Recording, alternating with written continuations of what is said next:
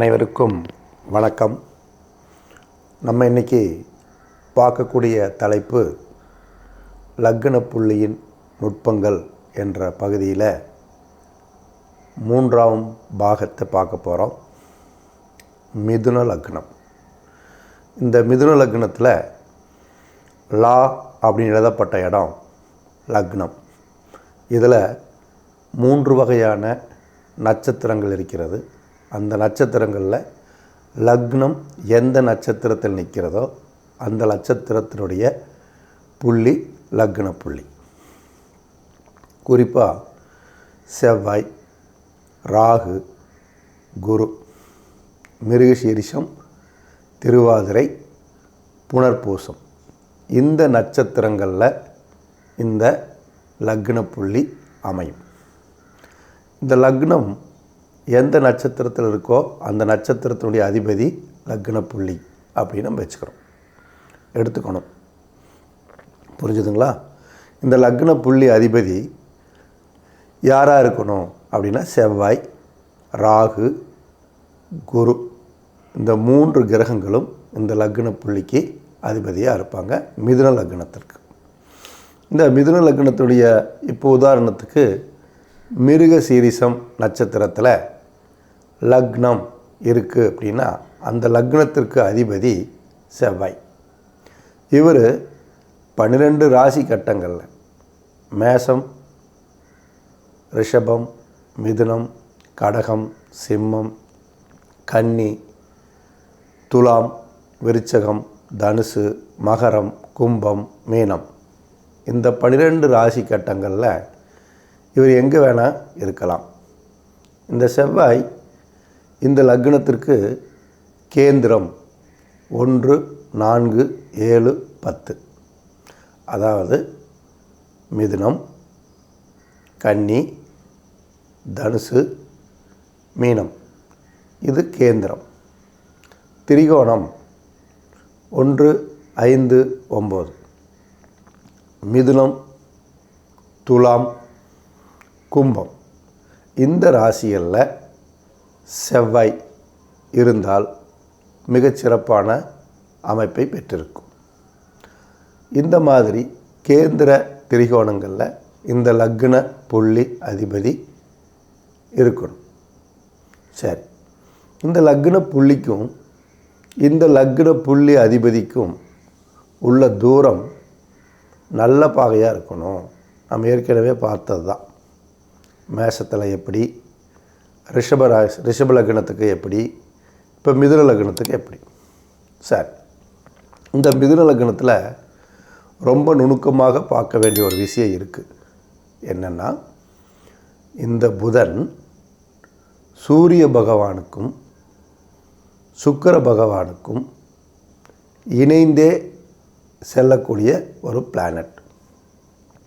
இவர் அடிக்கடி சூரியனுக்கு மிக நெருக்கமாக வரக்கூடியவராக இருக்கிறனால இவரை ரொம்ப நுணுக்கமாக நம்ம கவனிக்கணும். ஏன் அப்படின்னா அஸ்தாங்கம் அடையக்கூடிய தன்மை இந்த புதனுக்கு உண்டு.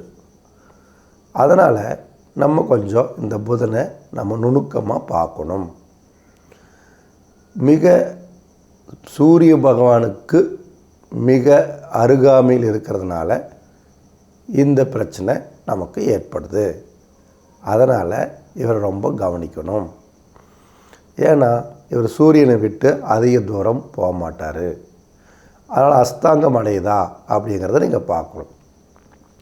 சூரியனும் புதனும் சுக்கிரனும் இந்த 3 கிரகங்களை ஜோதிட சாஸ்திரத்தில் முக்கூட்டு கிரகங்கள் என்று சொல்கிறாங்க.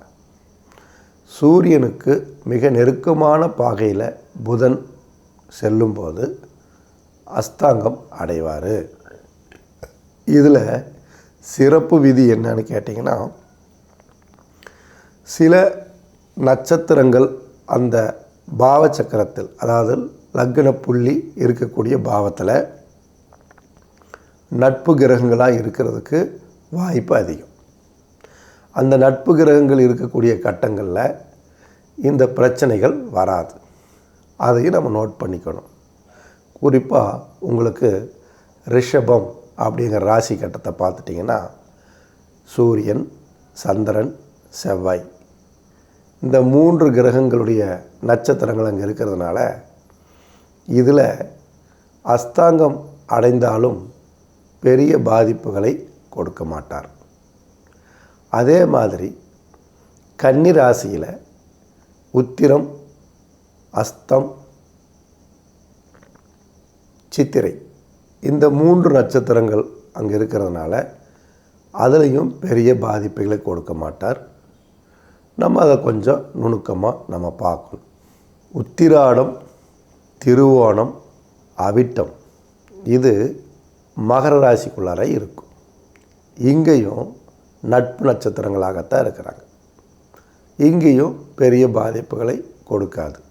கொஞ்சம் நம்ம நுணுக்கமாக பார்க்கணும். அது இல்லாமல் மற்ற கிரகங்களுடைய பார்வையும் சேர்க்கையும் பாகையும் மோசமாக இருந்தால் கண்டிப்பாக பாதிப்புகளை கொடுக்கும். அதையும் நம்ம நுணுக்கமாக பார்க்கணும். அது இல்லாமல் இந்த லக்ன புள்ளி அதிபதி அதிர்ஷ்டத்தை கொடுப்பாரா அப்படின்னு பார்க்குறதுக்கு யோகமான லக்ன புள்ளி அமைஞ்சிருக்கா இல்லையா அப்படின்னு பார்க்குறதுக்கு தான் இப்போ நம்ம மிதுனத்துக்குள்ளார வரும். மிதுனத்தில் லக்ன புள்ளி செவ்வாயாக இருந்து அந்த செவ்வாய் நல்ல அமைப்புகளை பெற்றிருக்க வேண்டும். அது சுபர் வீடாக இருக்க வேண்டும். சுபர் வீடுனா ரிஷபம், மிதுனம், வளர்பிறை சந்திரனாக இருந்தால் கடகம், கன்னி, துலாம், தனுசு, மீனம் இந்த ராசிகள் சுபர் வீடு. சுபர் வீடாகவும் இருந்து நல்ல பாகையும் பெற்றிருந்து சுப கிரகங்களுடைய சேர்க்கையும் சுப கிரகங்களுடைய பார்வையும் பெற்றிருந்தால் உச்சக்கட்ட நல்ல பலன்களை கொடுப்பார். அந்த ஜாதகத்தில் உச்சக்கட்டமான நல்ல பலன்களை கொடுப்பார். அதில் எந்த மாற்று கருத்தும் கிடையாது. அந்த கிரகம் நல்ல நிலைமையில் இருக்கணும். லக்ன புள்ளி எங்கே இருக்கார், அந்த லக்ன புள்ளிக்கும் லக்ன புள்ளி அதிபதிக்கும் உள்ள பாகை, அந்த லக்ன புள்ளிக்கும் லக்ன புள்ளி அதிபதி நின்ற வீட்டுக்கும் உள்ள உறவுகள், மற்ற கிரகங்களுடைய பார்வைகள், அந்த லக்ன புள்ளி அதிபதியுடன் சேர்ந்த இணைந்த கிரகங்களுடைய தன்மைகள், வலிமைகள் இதையெல்லாம் பார்த்து நம்ம நுணுக்கமாக முடிவு பண்ணிங்கன்னா உங்கள் லக்ன புள்ளியே பலமானது. இந்த லக்ன புள்ளியை பொறுத்து தான் உங்கள் லக்னம் எந்த அளவுக்கு வலிமையாக இருக்கிறது அப்படின்னு பார்க்குறது. நம்ம எவ்வளோ வேணால் வரம் வாங்கி வந்திருக்கலாம். அந்த வரத்தை நம்ம பெறதுங்கிறது உங்கள் வலிமையில் தான் இருக்குது. லக்ன புள்ளி என்பது நீங்கள் எவ்வளவு வலிமையாக இருக்கிறீர்களோ அதன் அடிப்படையிலேயே உங்கள் வாழ்க்கையில் நீங்கள் பலம் பெற முடியும், புகழ் பெற முடியும். இது ரொம்ப ஜோதிடத்தில் நுணுக்கமான விஷயம். இதை நீங்கள் ஃபாலோ பண்ணுங்கள். அடுத்தது ராகு. இந்த ராகு பற்றி பேசும்போது ஜோதிட சாஸ்திரத்தில் நமக்கு ராகு நிழல் கிரகமாயிடுச்சே, இது எப்படி எடுக்கிறது எப்படிங்கிற குழப்பம் நிறைய பேருக்கு இருக்குது. படித்தவங்களுக்கும் படிச்சிட்ருக்கிறவங்களுக்கும் படித்து தொழில் ரீதியாக ஜோதிடம் பார்த்துட்ருக்கிறவங்களுக்கும் கூட சந்தேகம் வரும். இந்த ராகுவை கேதுவை நம்ம எப்படி எடுத்துக்கிறது அப்படின்னு ஒரு டவுட் வரும். அது எல்லாத்துக்கும் வரும். படித்தவங்க எல்லாத்துக்கும் வரத்தான் செய்யும். இந்த லக்ன புள்ளி ராகுவாக இருக்கும் பட்சத்தில், மிதுனத்தில் ராகுவாக இருக்கும்போது இந்த ராகு புதனை போலவே செயல்படுவார் அப்படிங்கிறத நீங்கள் நுணுக்கமாக கவனிக்கணும். இப்போது லக்ன புள்ளிக்கும் லக்ன புள்ளி அதிபதியான ராகுவுக்கும் லக்னாதிபதியான புதனுக்கும் இணைச்சு பார்க்கணும். இது ரொம்ப முக்கியம். நிழல் கிரகங்களுக்கு இப்படி பார்க்கணும். மறுபடியும் உங்களுக்கு சொல்கிறேன், நல்லா கேளுங்க, நோட் பண்ணி வச்சுக்காங்க.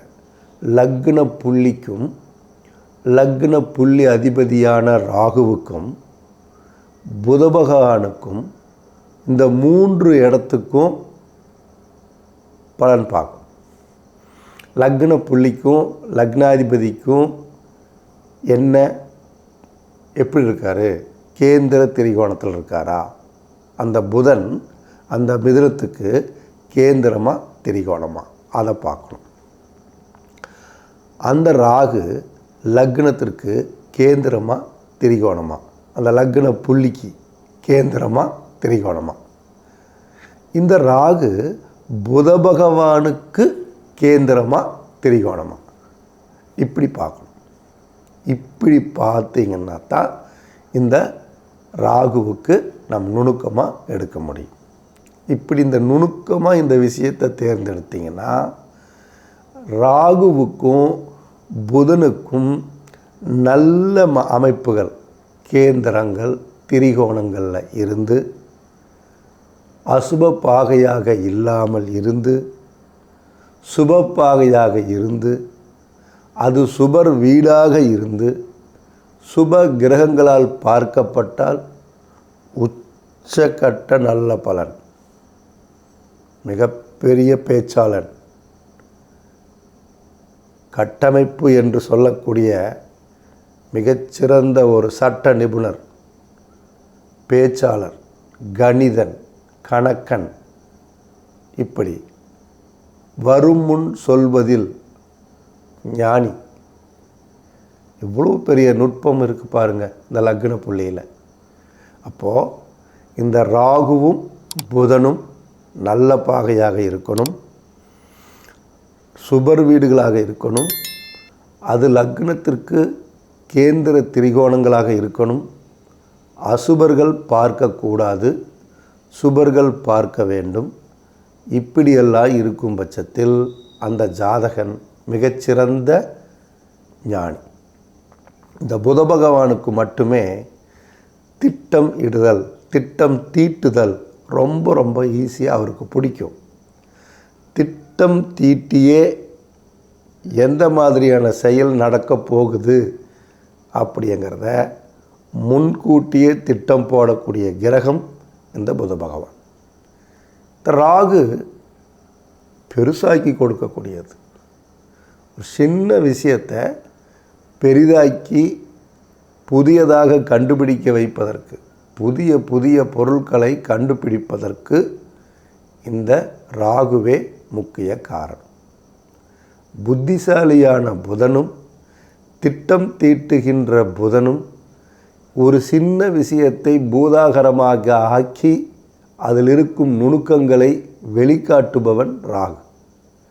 ஆக நல்ல திட்டங்களை தீட்டி அது நல்லபடியாக வெளிவருவதற்கு இந்த புதனும் ராகும் துணை புரிகிறது. இதை நீங்கள் ரொம்ப கவனிக்கணும். அடுத்தது குரு. இந்த குரு பகவான் இந்த மிதுன லக்னத்திற்கு எங்கே இருக்கார் அப்படின்னு பார்க்கணும். இதில் கொஞ்சம் இந்த கேந்திர ஆதிபத்திய தோஷம் அப்படிங்கிறது கொஞ்சம் வர்றதுக்கு வாய்ப்பு இருக்குது.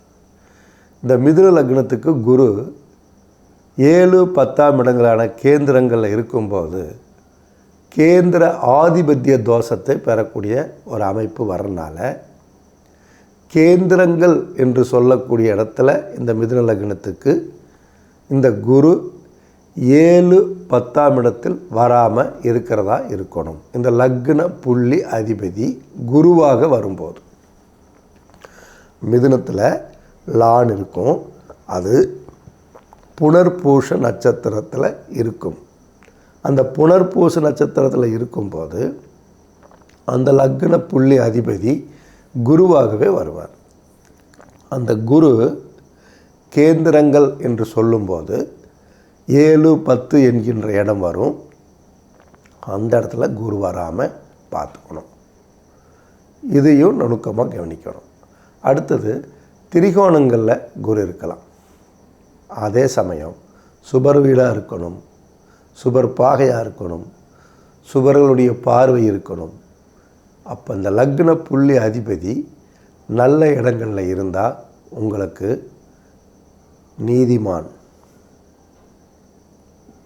ஒழுக்கமானவர், உயர் பதவி, சத்திய தர்மத்தை காப்பாற்றக்கூடியவர், நல்லவர், உத்தமன், ஆசிரியர், பேங்கிங், இந்த துறையில் சிறந்து வழங்கக்கூடிய அமைப்பை உங்களுக்கு கொடுக்கும்.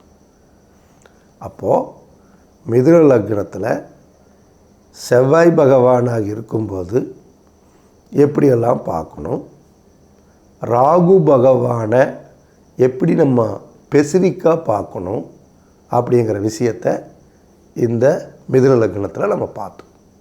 அதே மாதிரி தான் குரு பகவானும் கேந்திர ஆதிபத்திய தோஷம் அப்படிங்கிற விஷயத்தை நுணுக்கமாக பார்க்கணும். இதில் இன்னொரு விஷயமும் உங்களுக்கு நான் சொல்லிடுறேன்.